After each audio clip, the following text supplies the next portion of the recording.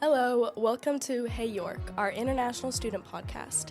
Did you know that York is considered one of the top UK universities to find love? We're very excited about today's episode as it's our Valentine's Day special, where our guests share their real-life stories of finding romance and an unexpected connection abroad. Because sometimes love speaks more than one language. I'm Sydney, a master's student from the US studying music management and marketing, and I'll be your host for the series. Today, our guests are Els and Sarah. Please introduce yourselves. Hi, I'm Els. I'm getting my master's in museum studies, and I'm from the US. Hey, I'm Sarah. I'm getting my master's in public policy, and I'm also from the US. Right. Before we get into your story, let's rewind and think about how you were feeling about the prospect of finding love abroad. Did you ever think you would find someone studying abroad? I don't think I was considering it a priority. It was more something that would be nice if it happened, but I definitely didn't expect to find somebody who I feel so strongly about so quickly. I feel the same way. I wasn't necessarily looking. I was coming out of something, actually, but then, I think I expected it to happen eventually because I plan on staying abroad. And did you have any concerns? I think just balancing everything, difficulties of moving abroad, and sometimes the kind of adjusting to small little cultural differences and coursework and just everything in life and balancing that. I agree. I think we're also in such a transitory period that it can be difficult to imagine kind of where we go next. Like imagine working in the same place or living together one day. All of that can be a challenge. So now you're at the University of York. Tell us your story. How did you meet? Where was your first date? Tell me it all. I really love dating as a way to get to know a new place. So I got Hinge, which is how I met my boyfriend. We went on one date at Fosgate Social, which is a cute little bar in town. And it was so lovely. We got along really well. We were talking for a while before, so we already knew we were compatible people, but it's always hard to know. And then I got really, really sick. So I got some sort of flu and horrible tonsillitis, and it got so bad that I couldn't eat or drink food. Oh no. So I had to go to the hospital. The guy I'd been on a date with happens to be a doctor at the hospital. So our third date, I think, was in the hospital. And it was just really nice because at that point, I feel like I didn't feel too comfortable asking my new friends for help. And I just felt really lonely. And it was really, I've never been admitted to a hospital before. So it was just a lot to deal with after moving and being in a new country and figuring out the healthcare system. So it was really nice to have somebody on the inside to kind of support me. He came and he brought me like a little stuffed animal and brought me clothes and a book because I didn't know I was going to be admitted. So I didn't bring anything that I needed to be in the hospital. So it was like kind of a weirdly romantic hospital experience. For me, it's a little bit different. I was living in The Hague in the Netherlands last year, and I met my boyfriend there. We were in the same master's program, both studying abroad. He's Norwegian. And then, we've been together for about a year, and now we're doing long distance. He's living in Spain now, completing his master's, and then I'm completing my master's here. And that's been going really well.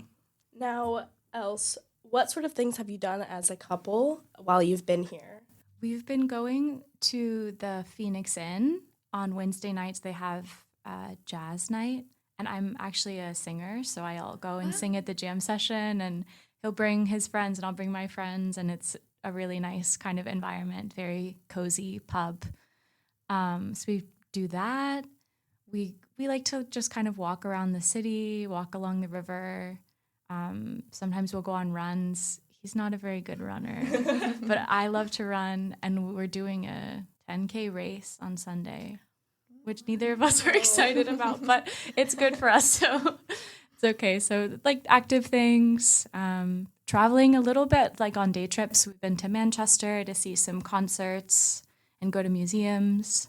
And we went to Whitby.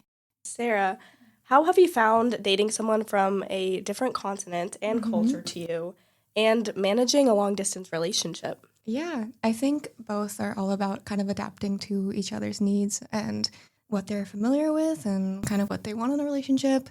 I love dating. My boyfriend we learn so much from each other. He thinks, like, from an American perspective, for me, like, standing up for the Pledge of Allegiance every day, like, that's normal. We do that. But he's like, that's crazy. That's insane. But yeah, just kind of learning a lot about each other and continuing to do that, even though we're long distance. Making trips to each other is really important. He's actually been to York 2 times already. I'm really grateful that he's been here. And then I went to visit him in Barcelona for Consolidation Week. So we make the efforts and yeah, we make plans. If you're enjoying hearing our students' experiences of life at York, why not follow us on Instagram or sign up for our email update to get all the latest info straight to your inbox. Check out the links in the description to get started. So looking ahead now, what are your plans for after graduating, if you have a plan? I think I plan to go wherever the jobs take me. I don't plan to continue study right now. I would like to work in the museum and heritage sector, so I'm interested in accessibility programming in museums, especially for the blind and low vision community, creating audio descriptive guides and touch tours and things like that. So it's a pretty niche interest. I'm not sure if I could get a role exactly in that, but something with public programming, like education, that kind of area in the museum. I would love to stay and utilize the postgraduate visa.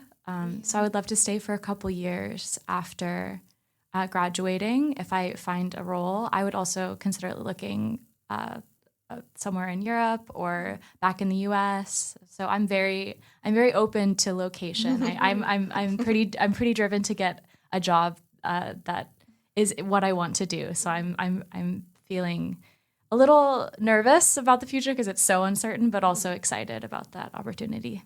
I'm kind of the same. I'm kind of just looking at big cities. I would really like to stay in Europe. So I'm looking at roles in London or Paris or Brussels, kind of to utilize also my public policy degree would be really nice. But as a former journalist, I think going into like journalism or communications again would be really great for me. And do you see your significant other in this future at all? I think so. Yeah, we'll see. It's like a pretty intense question. Yeah, it's hard because it's been such a short time, but the hospital really, it really, I feel like it sped up the bonding process. Yeah, totally. I always give people the example that like it might have taken him a month to see me without like mascara or something like that, and he saw me just looking so bad and crying in the hospital. So he got to see is very vulnerable. So I think something about that like definitely created a unique bond between us that I can see developing in the future. Yeah, I mean, me too. With the long distance, like we're pushing through it. We're doing it for a reason. All right, so we always like to end the podcast with a quick fire round. First one to put their hands up gets to share their answer. Are you ready? Okay. Yeah. No pressure. Okay. Why did you choose York? For a real campus experience. And have you found that? I think so, yes. Yay. It's a beautiful campus, and there's so many people. Second question. Where's the best place to eat in York? I really like this restaurant, the Blue Barbican. It's like Eastern European, Polish food. It's very cute, but the food is also so delicious. All right, question 3. Where's the best study space on campus? I like to study at the library, where we are recording this right now, actually. There's lots of really interesting kind of creative spaces that you can work in and kind of more traditional quiet. I tend to follow the sunlight. I'll go to where the biggest window is, where maybe I can see some trees or something like that. And I also like to sometimes go to the common room I live in Wentworth Graduate College, and it's a good place to meet with other students. So, because it's you can be as noisy as you want. So it's good for group projects and things like that. I'll often meet and work in the common room. It's a little more social, not a place to really hunker down and get a paper done or something, but it's a nice place to work. Last question. What's your favorite memory at York? I think I mentioned the Phoenix Inn, but I think just singing there and like looking out and seeing all of my friends that I've made here supporting me, and I love to sing. It's like one of the things that brings me the most joy. So it just felt like a really happy moment and memory that I'll have forever. All right. My final question to you both is, if you could send a short voice note to yourself before you started at York with your top tip on finding love abroad, or in your case before York, what would you say? I would probably say to just take it easy. Like, don't set expectations too high for yourself or anyone else, and just let things come naturally. Just be open to it. Be ready to be vulnerable with a new person. It can be really hard when there's so many things that are different. Even though we speak the same language in this case, there's always going to be kind of little disconnects. But those are opportunities. Those aren't like things to, I don't know. Yeah, absolutely. Yeah. Well, thank you both. That's all we have time for today. A huge, huge thank you to our guests, Else and Sarah, for sharing their stories. Want more romance? Search York Love Stories on Google now to read an unforgettable collection of the University of York's best love stories. And don't forget to follow us wherever you get your podcasts, and we'd love to hear from you, so please leave a comment. Bye for now.